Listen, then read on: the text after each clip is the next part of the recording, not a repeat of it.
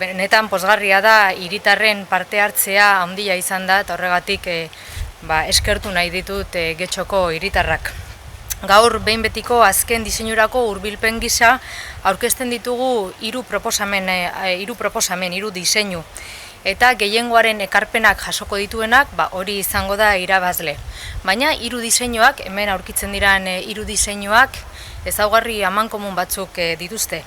Hau da, berdegunen azalera handitzea eta irisgarritasun orokorra hobetzea eskatzen dute jendeak, argiztapena indartzea eta galtzada harriaren soladura zimurtsua kentzea, egoteko guneen eta umeentzako jolasgunearen estalpe partzialak handitzea edo jartzea ere bai, eguzkitik eta euritik babesteko, komun publikoen beharra, bankuak itzaletan, iturria, zakarrontzia, eta baita kultura eta kirol jardueretako ariketak egiteko aukera, aktibitatea egiteko aukera.